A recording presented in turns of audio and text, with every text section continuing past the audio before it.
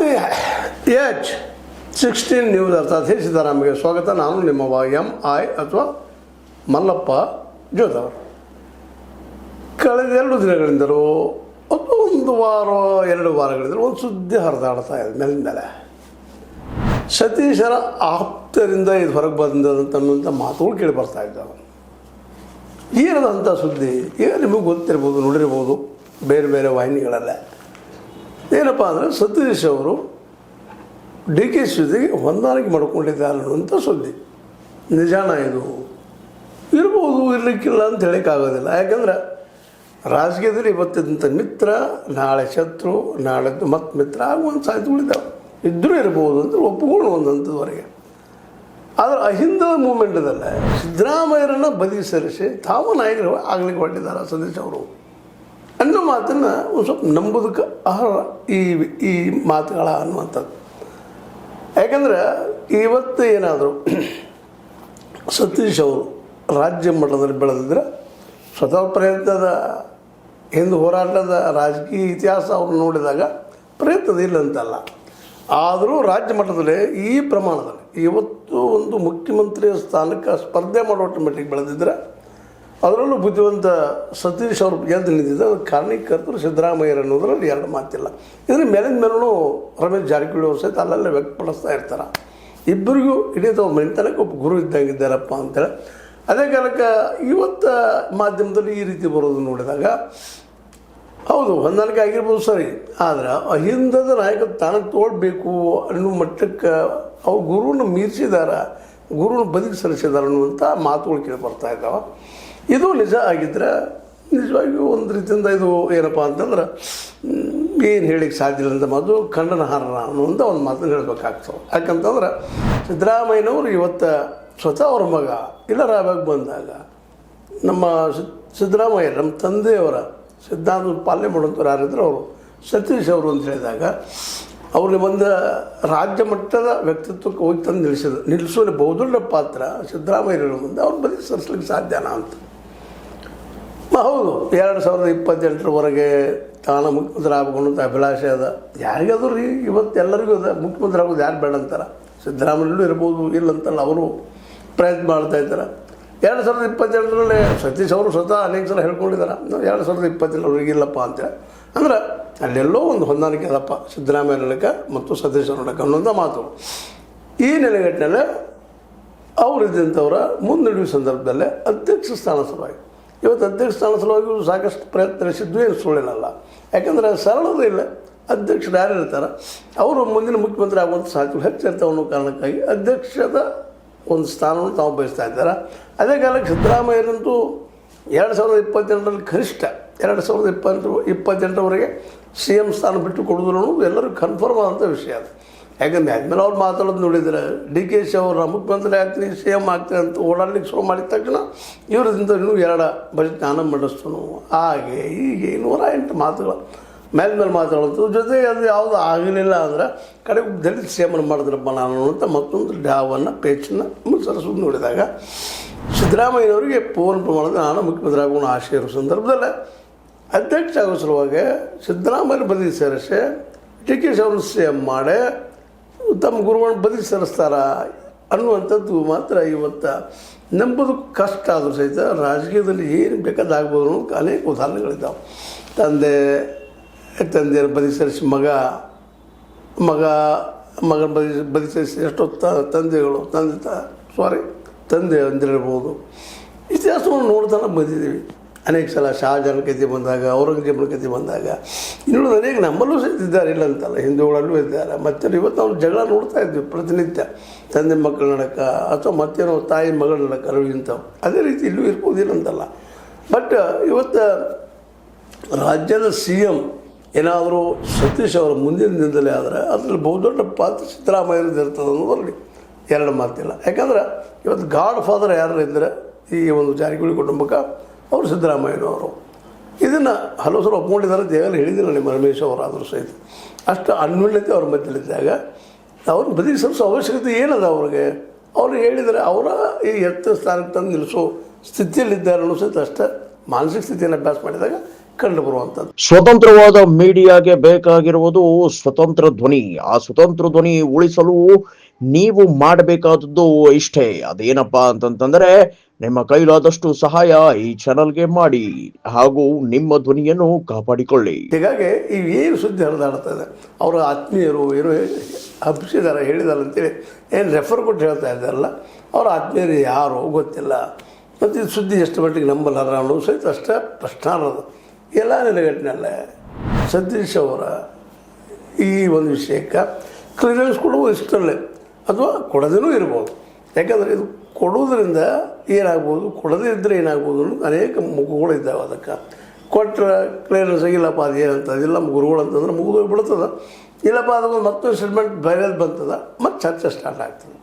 ಅಂದ್ರೆ ಇದೊಂದೇನೋ ಪೂರ್ವ ನಿಯೋಜಿತವಾದಂತಹ ಒಂದಿಷ್ಟು ಗುರು ಶಿಷ್ಯರಲ್ಲೇ ಒಂದೇನೋ ಭಿನ್ನ ಮತ್ತು ಬೀಜ ಬಿತ್ತರೋ ಇದನ್ನು ಹಾಕಿದಾರ ಅನ್ನೋದು ಒಂದು ಪ್ರಶ್ನೆ ಉಳ್ಳದ. ಆದರೆ ಅಲ್ಲ ಅನ್ನಲಿಕ್ಕೂ ಆಗೋದಿಲ್ಲ, ಇಲ್ಲ ಅನ್ನಲಿಕ್ಕೂ ಆಗೋದಿಲ್ಲ. ಯಾಕಂದ್ರೆ ನಡೆಯುವ ಘಟನೆಗಳು ರಾಜಕೀಯದಲ್ಲೆಲ್ಲ ನಡೆಯೋದು ನಾವು ನೋಡ್ತಾ ಬಂದಿದ್ವಿ. ಇಲ್ಲಿ ಯಾರ್ಯಾರು ವೈರ್ಯೂ ಇಲ್ಲ, ಮಿತ್ರರು ಇಲ್ಲ, ಆ ಸ್ಲೋಗನ್ ಅಂತ ಹೇಳಿಬಿಟ್ಟಿದ್ದಾರೆ. ಈಗೇನು ಅನಾಲಿಸಿಸ್ ಮಾಡಿರ್ತಾವೆ. ಒಟ್ಟಾರೆಯಾಗಿ ಸತೀಶ್ ಅವರು ಸಿದ್ದರಾಮಯ್ಯರವ್ರನ್ನ ಬದಿಗೆ ಸರಿಸಿ ನಮ್ಮ ಡಿ ಕೆ ಶಿ ಅವರಿಗೆ ಮುಖ್ಯಮಂತ್ರಿ ಸ್ಥಾನ, ತಾವು ಅಧ್ಯಕ್ಷ ಸ್ಥಾನ ವಹಿಸ್ಕೋಬೇಕಂತ ಮಾಡಿದ್ದಾರೆ. ಯಾರಿಗೆ ಗೊತ್ತು ಏನು ನಡೀತಾ ಇದೆ, ಅದು ಇಲ್ದಲ್ಲಿರ್ಬೋದು, ಇರಲೂಬೋದು. ಯಾಕಂದ್ರೆ ಈಗೇನಾದರೂ 2028ರಲ್ಲೇ ಸತೀಶ್ ಅವರು ಮುಖ್ಯಮಂತ್ರಿ ಆಗುವಂಥ ಸಾಧ್ಯತೆಗಳಾದ್ರೆ ಅದು ಅಹಿಂದ ಮೂಮೆಂಟ, ಅದರಲ್ಲೂ ಸಿದ್ದರಾಮಯ್ಯರ ಅಹಿಂದ ಮೂಮೆಂಟ್. ಅದ್ರ ಜೊತೆಗೆ ಹೋದ್ರಲ್ಲ ಸರಳ ಹಾದಿದೆ ವಿನಃ ಅದನ್ನು ಬಿಟ್ಟು ಬೇರೆ ಹಾದಿಯಿಂದ ಹೊರಟ್ರೆ ಸತೀಶ್ ಅವ್ರಿಗೂ ಇನ್ನೂ ಸೀನಿಯರ್ಸ್ ಇದ್ದಾರಲ್ಲೇ. ಉದಾಹರಣೆಗೆ ನಮಗೆ ಎಸ್ ಸಿ ಮಾದೇವಪ್ಪನವ್ರು ಇರ್ಬೋದು, ಅದೇ ಕಾಲಕ್ಕೆ ಪರಮೇಶ್ವರ್ ಅವರು ಇರ್ಬೋದು, ಅನೇಕ ಅಲ್ಲಿ ನಾಯಕರಿದ್ದಾರೆ, ಸೀನಿಯರ್ಸ್ ಇದ್ದಾರೆ. ಅವ್ರು ಸಹಿತ ಅದು ಅಡ್ಡ ಬರುವಂಥ ಸಾಧ್ಯತೆಗಳು ಇದ್ದಾವೆ. ಎಲ್ಲ ನೆಲೆಯಲ್ಲಿ ಇವತ್ತೇನಾದರೂ ಅವರೆಲ್ಲರೂ ಮೌನಕ್ಕೆ ಜಾರಿದ್ರೆ ಹಿರಿಯ ಒಂದು ಇರೋ ನಾಯಕರು. ಅದಕ್ಕೆ ಕಾರಣ ಸಿದ್ದರಾಮಯ್ಯನವರು ಪ್ರಭಾವಶಾಲಿಯಾದಂಥ ವ್ಯಕ್ತಿತ್ವ, ಅವ್ರ ಜೊತೆಗೆ ಅವ್ರ ಮೆಂದಲ್ಲಿ ಗುರುತಿಸ್ಕೊಳ್ಳೋ ಜೊತೆಗೆ ಮತ್ತು ಅದೇ ಕಾಲಕ್ಕೆ ಸಿದ್ದರಾಮಯ್ಯರ JDS ಬಿಟ್ಟು ಬಂದಾಗ ಆರ್ಥಿಕವಾಗಿ ಅಹಿಂದ ಮೂಮೆಂಟನ್ನು ಸದೃಢಗೊಳಿಸುವಲ್ಲಿ ಸತೀಶ್ ಅವ್ರ ಪಾತ್ರ ಭಾಳ ದೊಡ್ಡದಿರೋದ್ರಿಂದಾಗಿ ಸಹಜವಾಗಿ ಸಿದ್ದರಾಮಯ್ಯನವರಿಗೂ ಅವ್ರ ಬಗ್ಗೆ ಪ್ರೀತಿ ಒಲವಾಗಿದೆ.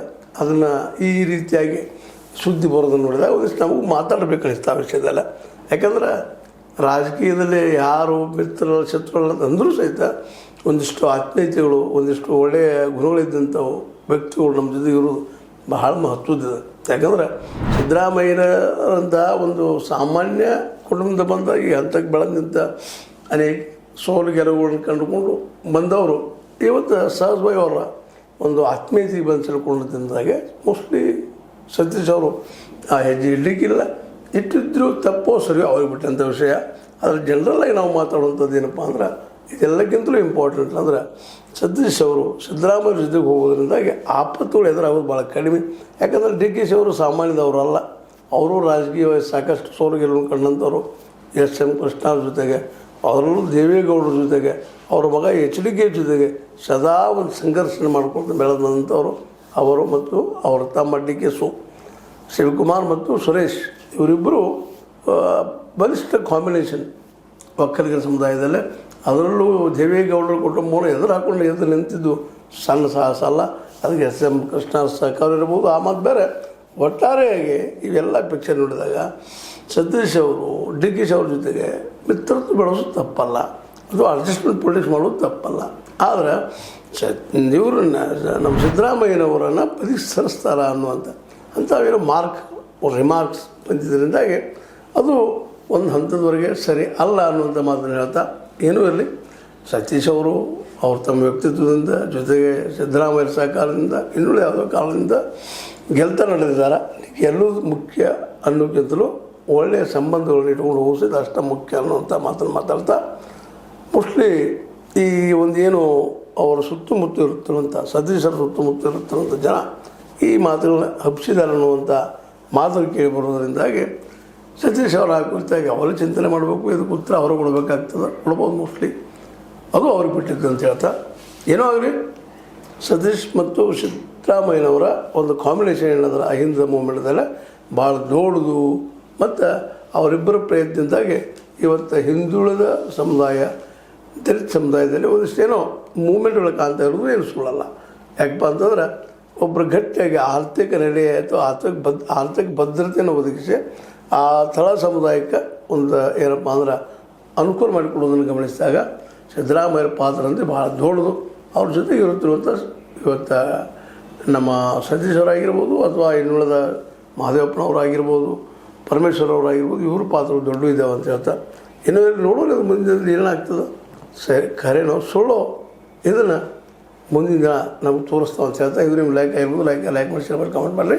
ಜೊತೆಗೆ ಸಬ್ಸ್ಕ್ರೈಬ್ ಮಾಡಿರಿ. S16 ನ್ಯೂಸ್ ಅರ್ಥಾತ್ ಸೀತಾರಾಮದು ಸತ್ಯದ ಕೈಗಳಲ್ಲಿ ವಂದನೆಗಳು. ಆತ್ಮೀಯ ಸಾರ್ವಜನಿಕರಲ್ಲಿ H16 ಅರ್ಥಾತ್ ಸೀತಾರಾಮದಿಂದ ಒಂದು ಮನವಿ. ಈ ಸಂಸ್ಥೆ ಭ್ರಷ್ಟಾಚಾರ, ಅನ್ಯಾಯ, ಅತ್ಯಾಚಾರಗಳಿಂದ ನೊಂದವರ ವೇದಿಕೆ. ಅನ್ಯಾಯಕೋರರ, ಭೂಗಳ್ಳರ, ನಶಾ ಸಾರಾಯಿ ಮಾಫಿಯಾಗಳ ವಿರುದ್ಧದ ಧ್ವನಿ. ರೈತರ, ಕೂಲಿಕಾರ, ಕಾರ್ಮಿಕರ, ಬಿದ್ದ ಸಮುದಾಯ ಜನರ ಧ್ವನಿ. ಬೆಂಬಲವಾಗಿ ನಿಂತು ತನುಮನ ಧನದ ಸಹಾಯಕ್ಕೆ ಸಾರ್ವಜನಿಕರಲ್ಲಿ ಕೋರಿಕೆ. ದಾನದ ಸಹಾಯ ನೀಡಿ ಸ್ವಾತಂತ್ರ್ಯ ಪತ್ರಿಕೋದ್ಯಮ ಉಳಿಸಿ ಬೆಳೆಸಿ. ವಂದನೆಗಳು. ತಮ್ಮನ್ನೇ ನಂಬಿರುವ ಮಲ್ಲಪ್ಪ ಇ ಜೋತಾವರ್. ಈ ಕೆಳಗಿನ QR ಸ್ಕ್ಯಾನ್ ಮಾಡಿ ಅಥವಾ ಈ ನಂಬರ್ ಅಂದರೆ 7411402405ಗೆ ಇಲ್ಲ 9686864852ಗೆ ನೀವು ಫೋನ್ಪೇ ಮಾಡಿ, ಪೇಟಿಎಮ್ ಮಾಡಿ ಅಥವಾ ಇನ್ನಾವುದೇ ಮಾಧ್ಯಮದಿಂದ ಗೂಗಲ್ ಮೂಲಕ ಸಹಾಯ ಮಾಡಿ ಈ ಪ್ರಾಮಾಣಿಕ ಪತ್ರಿಕೋದ್ಯಮವನ್ನು ಉಳಿಸಿ ಅಂತ ಮತ್ತೊಮ್ಮೆ ಮನವಿ. ವಂದನೆಗಳು.